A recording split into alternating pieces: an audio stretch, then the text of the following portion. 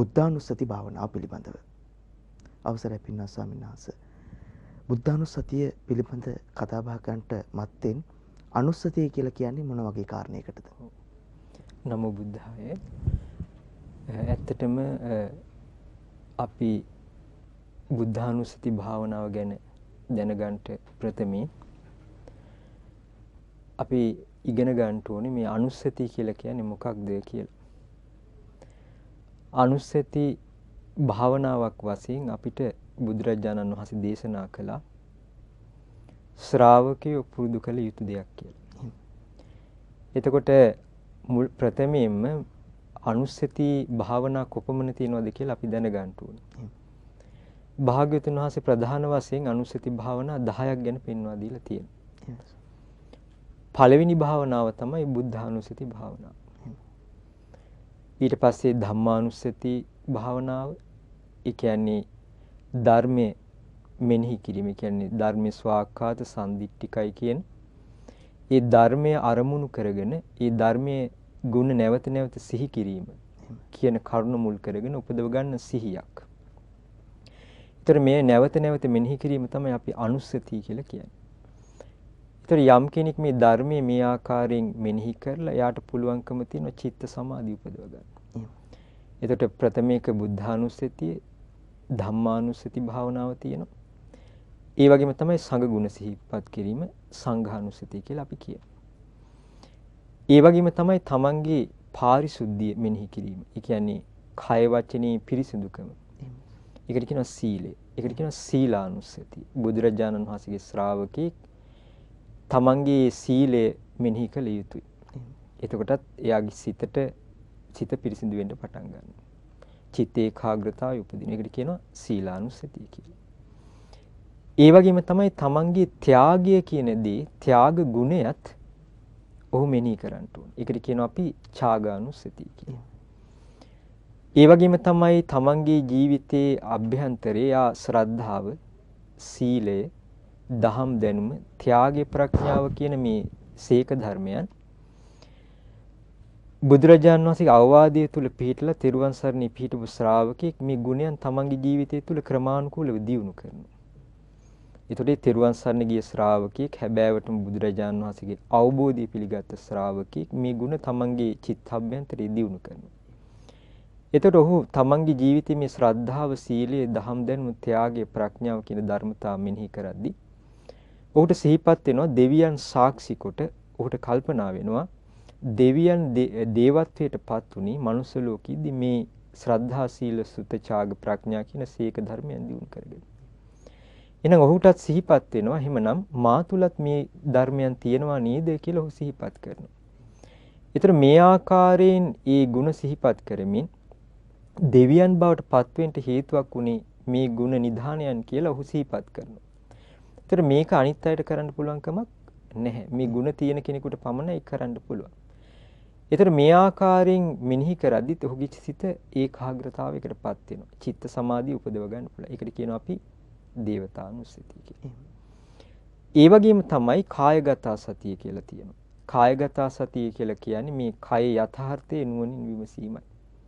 එෙහිදී ඔහු නැවත නැවත සිහිපත් කරන මේ ශාරීරික ස්වභාවය කියන්නේ කෙස්, ලොම්, නිය කියලා මේ දෙතිස් කුණුපය මෙනෙහි කරනවා. මේකට කියනවා කායගත සතිය කියලා. ඒ වගේම තමයි ආනාපාන සතිය. ඒ කියන්නේ ආස්වාස ප්‍රාස්වාසයේ සිහිය පිහිටවීම. ඒතර මේත් අනුස්සතියක් වශයෙන් බුදුරජාණන් වහන්සේ දේශනා කළා. ඒ වගේම තමයි මරණානුස්සතිය. ඒ කියන්නේ මරණය ගැන සිහිපත් කිරීම. ඒ කියන්නේ රාජ මහා අමාත්‍යවරු වෙන්න පුළුවන්. මේ ලෝකේ මහා යසසින් බැබළුණු පුද්ගලයෝ වෙන්න පුළුවන්. ඒ හැම කෙනෙක්ම මරණයටපත් වුණා. අතීතයේ හිටපු මහා පිරිස් බලයේ තියෙන මහා ප්‍රසිද්ධ නළු නිලියන් වේවා ඒ ජීවිත සියල්ලක්ම මරණින් අවසන් වුණා. ඒතකොට අපේ ජීවිතයත් එහෙනම් අහන්න දෙයක් නැහැ. එහෙනම් අපේ ජීවිතේ ඒසා බලවත් අයගේ ජීවිතත් අවසන් වුණා නම් අපේ ජීවිතයත් එසේ තමයි. මහා රහතුන්, ඒ වගේම බුදුරජාණන් වහන්සේලා, පසේ බුදුරජාණන් වහන්සේලාත් පිරිනුවන් පෑවා. ඒතර මේ දෙවියන් බඹුන් පවා මරණයටපත් වෙනවනේ. එහෙනම් අප කවරෙක්ද? අපත් ඒටම ගොදුරු වෙනවා. මේ ආකාරයෙන් මරණය සිහිපත් කිරීම මරණානුස්සතියයි. ඒතර මරණානුස්සතිය සිහිපත් කරද්දී නැවත නැවත සිහිපත් කරද්දී එයාගේ හිතේ සංවේගය උපදිනවා. ඒ වගේම තමයි ඒ දේ මුල් කරගෙන අකුසලයට හිත යන්නේ නැහැ. එයාගේ සිත ඒකාග්‍රතාවයටපත් වෙනවා. මේකට කියනවා මරණානුස්සතිය කියලා. ඒ වගේම තමයි ඊළඟ එක ූපසමානුස්සතිය. ඒ කියන්නේ රාග ద్వේෂ මොහ ඡේවීමනේ අපි නිවන කියන්නේ රාගක්කයෝ, ద్వේසක්කයෝ, මෝහක්කයෝ, රාද නිබ්බාණං කියලා. රාද කියන භික්ෂුවට බුදුරජාණන් වහන්සේ දේශනා කළා. තණ්හක්කයෝ රාද නිබ්බාණ. තෘෂ්ණාව ඡේවීමයි නිවන කියලා. එතකොට මේ රාග ద్వේෂ මොහ ඡේවීමම තමයි අග්‍රදේ වෙන්නේ. එතකොට සංකත අසංකත කියන්නේ හේතුන්ගෙන් හටගත් යම් දේවල් වේද හේතුන්ගෙන් හට නොගත් යම් දෙයක් වේද මේ අතර අග්‍රයි කියලා සලකන්නේ විරාගය නොඇලීම. එතන මෙන්න මේ නිවන කෙරෙහි ඔහු සිත පිහිටවනවා. එතකොට මොකද වෙන්නේ? ඒ නිවනේ සිත පිහිටවද්දී නිවන කියලා කියන්නේ කැළඹුන්නේ නැති දෙයක්.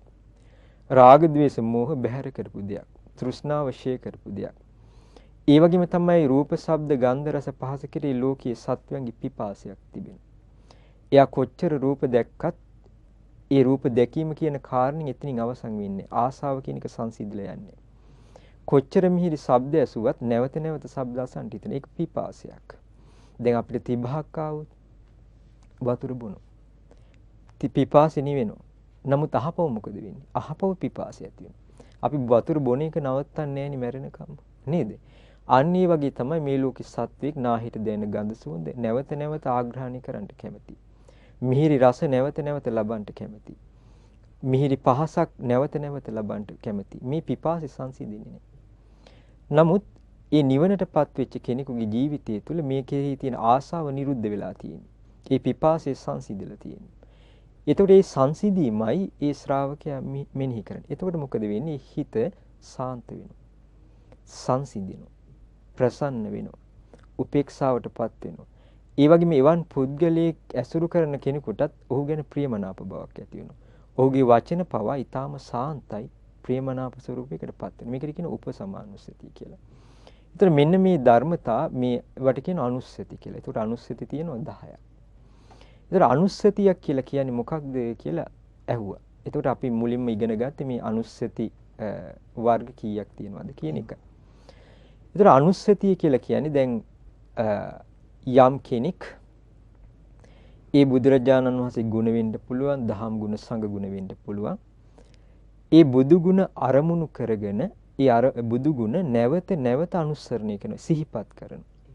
ඒ මුල් කරගෙන එයාගේ සිහිය පිහිටව ගන්න. එතකොට අපිට පැහැදිලි ඒ බුදු ගුණ අරමුණු කරගෙන එයාගේ සිහිය ටික ටික දියුණු වෙන්න පටන් ගන්නවා. එතකොට සිහිය එයාගේ හිතේ දියුණු වෙනවා නම් ක්‍රමානුකූලව ඒ සිහිය පිහිටව අරමුණ මුල් කරගෙන චිත්ත ඒකාග්‍රතාවය බලවත් වෙන්න පටන් ගන්නවා. එහෙනම් එයාගේ හිතේ සමාධිය වැඩෙන්න පටන් ගන්නවා.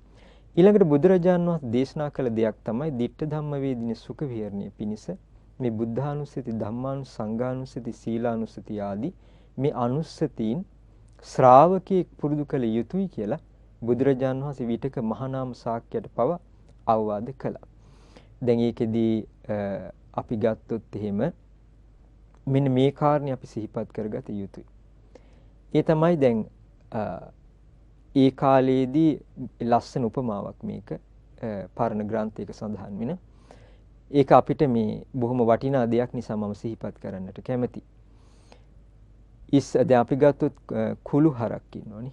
ඒ නමින්ම ගත්තාම කුළු හරක කිව්වහම ශක්තිවන්තයි, ඒ වගේම කලබලකාරී නේ. සමහර ළමයිට පවා කියනවා. සමහර වැඩිහිටියන්ට පවා කියනවා කලබලකාරී පුද්ගලයන්ට කියනවා. එක තැනක ඉන්න බැරි, හිත විසිරිච්ච, කියන දේ නෙමෙයි වෙන දේවල් කරන සමහර අය දැක්කම අම්මලා කියනවා මෙයා මේ කුළු හරකෙක් වගේ නේ කියලා. එහෙම කියනවා නේද? එතකොට මේ කුළු හරකගේ ස්වභාවය තමයි අර කුළු එළදෙනගෙන් මේ කිරි බීලා මෙයාට එක තැන ඉන්න බෑ. මෙයා කරන වැඩේ මොකක්ද? මෙයා හිට දුවනවා, මෙහිට දුවනවා, හරිම කරදරකාරයි. එතන මේ කුළු හරක් පැටියගේ අයිතිකාරයා මොකද කරන්නේ? මේ සතාව අල්ල ගන්න මහන්සි ගන්න. දැන් වැඩිහිටි වයසක කෙනෙක් නම් කඹෙත් අරගෙන මේ සතාගේ පිටිපස්සේ පන්නන්න ගන්න. දැන් ඒතකොට අර වයසක මිනිස්සයාට පුළුවන්ද මේ කුළු හරක පස්සේ පන්නලා මෙයාව මේචල් කරන්න? අමාරුයිනේ. එතකොට මොකද වෙන්නේ? සමහර වෙලාවට කේන්තිත් ගිහලා කියන මං උඹව කොටියට දෙනවා. නේද? එහෙම නැත්නම් මාස් කඩේ මුදලාලිට දෙනවා. එහෙමත් කියන වර්තමානයේ ඒ ඇයි? ඒකට හේතුව අර සතාගේ තියෙන දැඟලිල්ල.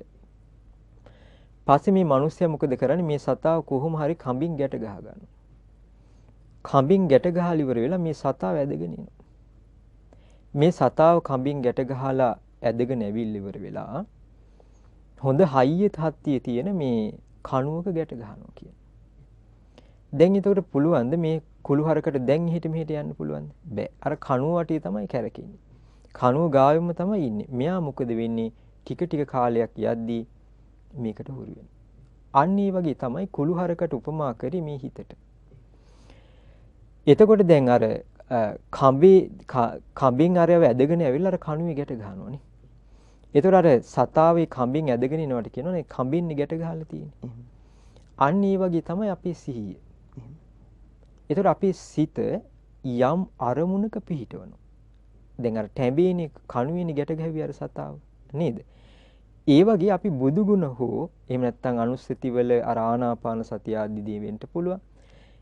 ඒ අරමුණක් අරගෙන ඒ අරමුණේ තමයි ගැට ගහන්නේ. කුමක්ද ගැට ගහන්නේ? අර කුළු හරකව. කුළු හරක කිව්වේ සිත. ගැට ගැහුවේ කඹි. එතකොට අපි මේ අදාළ අරමුණට සිත යොමු කරනවා. ඒ සිත ඒ අදාළ අරමුණේ පිහිටවනවා. ඒතර පිහිටවන්නේ කොහොමද? සිහියයි උපකාර වෙන්නේ. සිහිය තමයි අපි සිහිය එහෙට මෙහෙට ගියොත් මොකද වෙන්නේ? අපේ හිත ඒ මාත්‍රිකාවෙන් වෙන මාත්‍රිකාවකට යනවා. ඒ මාත්‍රිකාවෙන් තව මාත්‍රිකාවකට යනවා. සමහර වෙලාවල් වලට වෙන්නේ නැද්ද එහෙම? දැන් අපි සමහර දේවල් කතා කරන්ට ওই පිළිස් එකතු වුණාම පටන් ගන්න මොකක් හරි එකක්. ඉවර වෙන්නේ වෙන කතාවකින්. එහෙම වෙනව නේද? ඒතර බාණ්ඩ අදාළ අරමුණින් බොහොම බැහැරට ගියා. එහෙනම් මොකද උනේ? සිහිය බැහැරට ගියා. එහෙනම් අර බුදු ගුණ කියන අරමුණේ යම් කෙනෙක් තමන්ගේ සිත පිහිටවනවා. ඒ පිහිටවන්නේ කොහොමද? සිහිය පිහිට කරගෙන. එතකොට මේ බුදු ගුණ අරමුණේ එයා සිහිය පිහිටවනවා. බුදු ගුණ නැවත නැවත සිහිපත් කරනවා. මේ ආදි වශයෙන් ඒ තුල හිත පිහිටවද්දී අර සිහියෙන් ඔන්න අර කණුවක ගැට ගැහුවා. කාවද ගැට ගැහුවේ? අර කුලප් වෙච්ච කුළු හරකව. එතකොට මොකද වෙන්නේ? මෙයා මේ දෙයට ටික ටික හුරු වෙන්න පටන් ගන්නවා. අන්නේ ආකාරයෙන් අර අරමුණ තුල සිත පිහිටවනවා. මේ ආකාරයෙන් බුදු ගුණ සිහි කරනවද නිරන්තරයෙන් ඒ අරමුණ සිහිපත් කර කර මනාකොට ඒ තුල සිත පිහිටවනවද? ඒකට අපි කියනවා බුද්ධානුස්සතියයි කියලා. ඇයි මේ සිතට කුළු හරකා කියලා කියන්න හේතුව? හේතුව මේකයි. දැන් අපි ගත්තොත් එහෙම අපේ හිත රූප අරමුණු කරගෙන මේ හිත විසිරෙනවා. ඒ වගේම තමයි අතීතයේ අහපු ශබ්ද ගැන මුල් කරගෙන ඒවත් එක්ක හිත දුවනවා. ඒ වගේම තමයි නාහිත දැනෙන ගඳ සුවඳ, දිවට දැනෙන රස, කයට දැනෙන පහස ආදී දේත් එක්ක අපේ හිත මොකද වෙන්නේ? නිරන්තරයෙන් ඒවා ඇසුරු කරගෙනයි වාසය කරන්නේ. ඒ දේ නිවාසය කරගෙන තමයි වාසය කරන්නේ. ඒතර අපි හිතක් එකඟ කරගන්න ගියාම අපි මේ හිත ඇදලා ගන්න මොකකටද? අපි කැමති අරමුණට. ඒ ගන්න යද්දි මොකද වෙන්නේ? හිත යන්නේ හිත කැමති අරමුණ වලට. දැන් අර කුළු හරකව අල්ල ගන්න ඕනේ. දැන් එයා මොකද කරන්නේ? කුළු හරක ආසතෙන් වලට තමයි දුවගෙන යන්නේ. ඒ වගේ තමයි රූප පස්සේ දුවගෙන යනවා මේ හිත. ශබ්ද පස්සේ දුවගෙන යනවා මේ හිත. නාහිත දැනෙන ගඳ සුවඳ පස්සේ දුවනවා මේ හිත. දිවට දැනෙන රස පස්සේ දුවනවා මේ හිත. කයට දැනෙන පහස පස්සේ මේ හිත දුවනවා. දැන් සමහර අය පාඩම් කරන්න ගියාම පාඩම් කරන්න කියලා ගිහලා කරන්නේ වෙන වැඩන්නේ නේද? අන්න ඒ වගේ තමයි මේක වැඩි හිටි බාලු කාට සිද්ධ වෙන දෙයක්. ඒතර මේ කුළු හරකා නම් වූ සිත විවිධ අරමුණු ඔස්සේ දුවද්දී මෙන්න මේ සිත එක අරමුණක ගැට ගැසිය යුතුයි. එතකොට අපි භාවිතා කරන බුදුරජාණන් වහන්සේගේ ශ්‍රාවකයෙක් ඒ සඳහා බුදු ගුණය. ඒ බුදු ගුණය එයා මෙනෙහි කරමින් ඒ බුදු ගුණය තුල අර සිත ගැට ගන්නවා. එතකොට අපි තේරුම් ගත යුතුයි අපිට ඉදිරියේදී තවත් සාකච්ඡා කරන්න පුළුවන්. ඒ තමයි ඒ අපි ඒ විදිහට සිත සකස් කරගන්නේ කොහොමද කියන කරුණ. එතකොට අනුස්සතියක් කියලා කියන්නේ කාරණේ තමයි නැවත නැවතත් ඒ අපි බුදු ගුණ, දහම් ගුණ, සංඝ ගුණ ආදී දේ නැවත නැවත මෙනෙහි කිරීම තුළ උපදවා ගන්නා වූ සිහිය. හොඳයි. ඒ ආකාරයෙන් අපි දියුණු කරගද්දි චිත්ත සමාධිය දියුණු කරගන්න පුළුවන්. මේකට කියන අපි මොකද්ද? බුද්ධානුස්සතිය කියලා. එහෙමයි සන්න. අප යම් අනුස්සතියක් වඩන්නේ හිත සන්තුන් කරගන්න. හිත සුවපත් කරගන්න.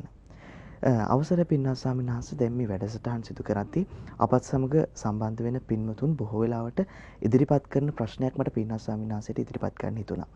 උදාහරණයක් විදිහට මේ මරණානුස්සති භාවනාවේ යෙදෙනකොට ස්වාමීන් වහන්සේ කිව්වා වගේම ප්‍රභූන් පිළිබඳ රටේ සිටි වැදගත් චරිත පිළිබඳ සිහිපත් කරමින් ඒ අයත් මියදුනා නේද?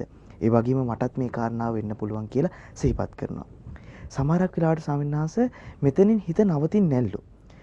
සමහරක් වෙලාවට ඒ චරිත ගැන සිහිපත් කරද්දී ඔහුගේ අභ්‍යන්තර තොරතුරු, ඔහුගේ හැඩරුව පිළිබඳ මෙන්න මේ කාරණාවලටත් හිත යනවලු.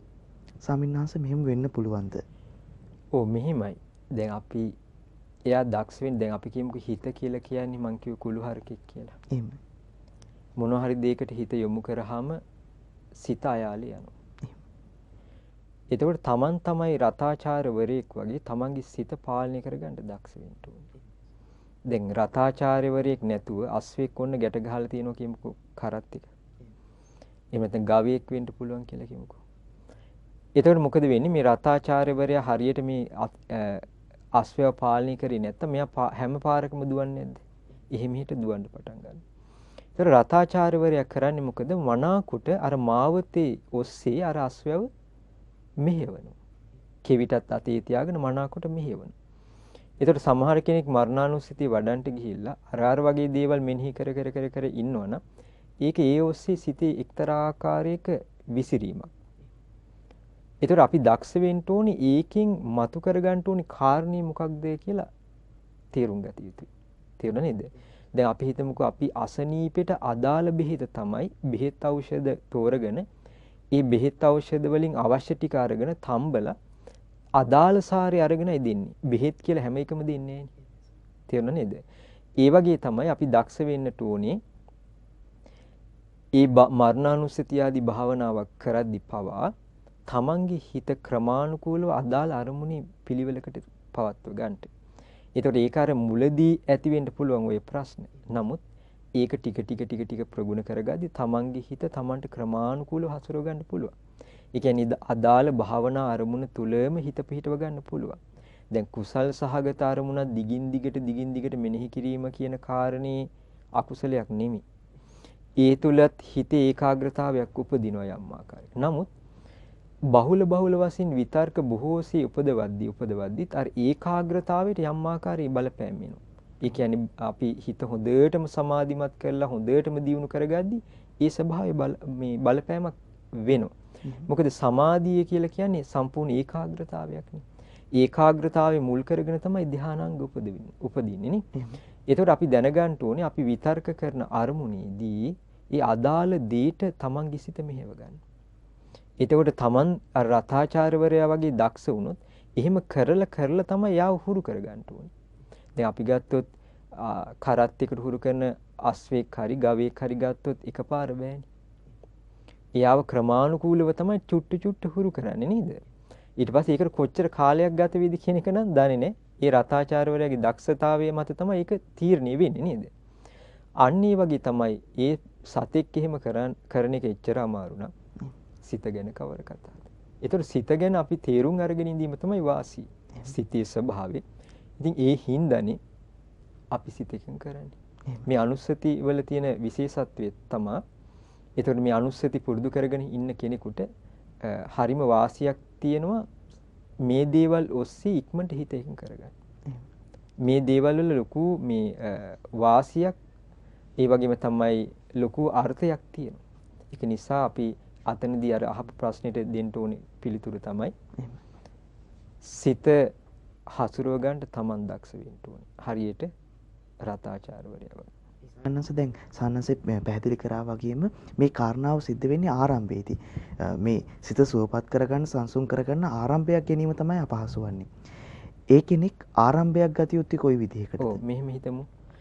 අද අපේ මාතෘකාව උනේ බුද්ධානුස්සතිය. එතකොට අපිට පුළුවන් මේකට යම් විසඳුම් හොයාගන්න අපි කතා බහ කරන මාතෘකාව ඔස්සේම.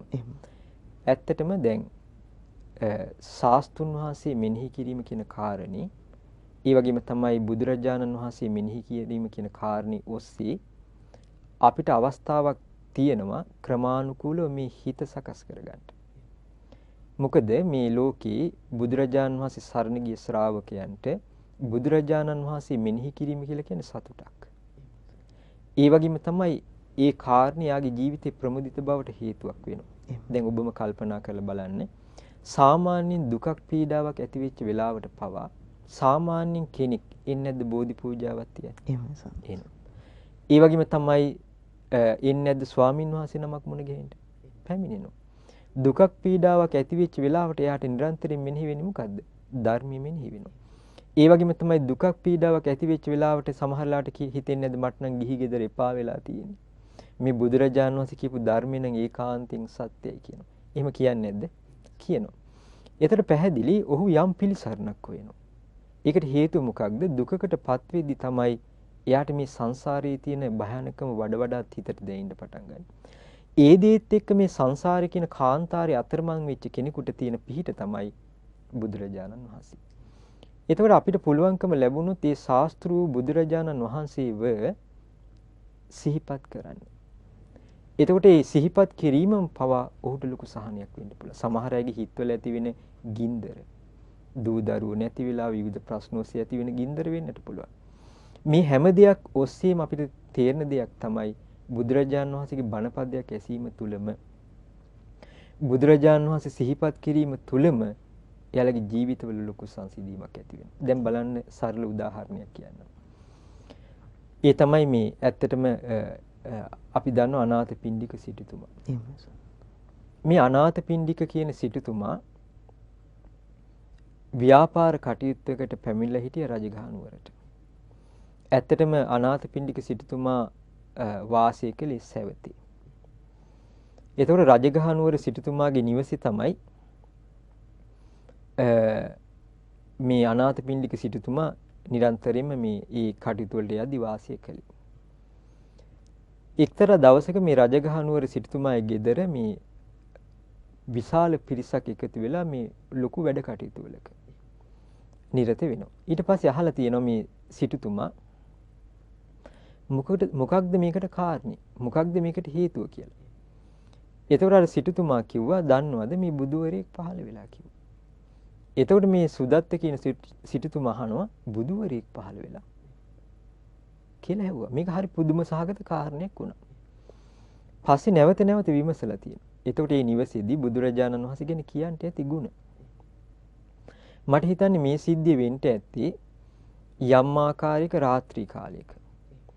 මේ කරුණු කාරණාත් එක්ක මොකද වුනේ? මේ සිටුතුමාට වුමනා වුණා බුදුරජාණන් වහන්සේ බැහැ දකින්න යන්න.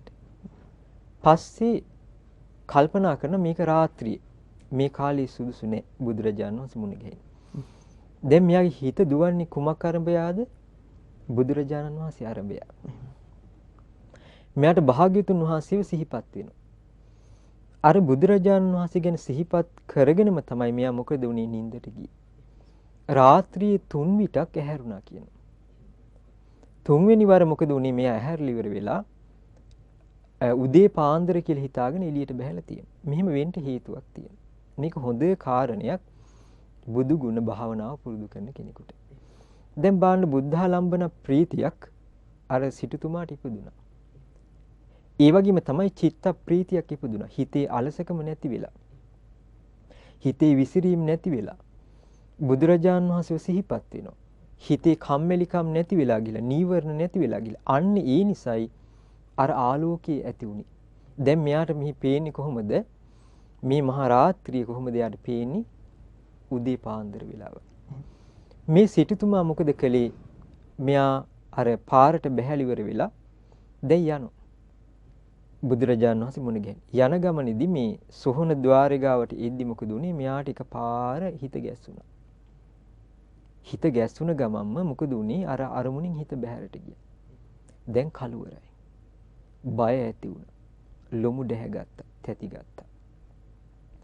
මෙන්න මේ වෙලාවේ තමයි එක සීවක කියන දෙවි කෙනෙක් ඉඳගෙන එක ගාතාවක් කියලා තියෙන්නේ. අර සතං හත්ති සතං අස්සා සතං අස්ස තරීරතා කියන.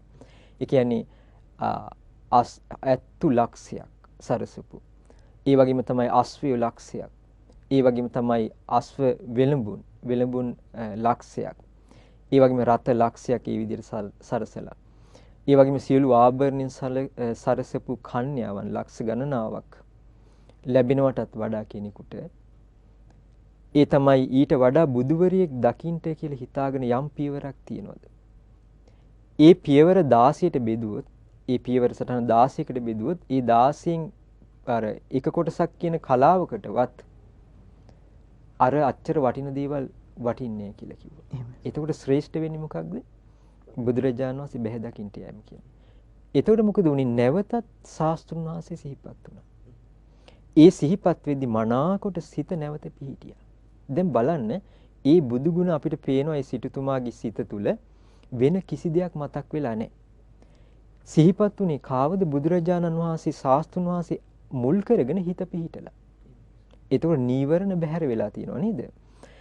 මේ විදිහට මේ සිටුතුමාට 3 විටක් මේ විදිහට වුණා කියලා කියනවා.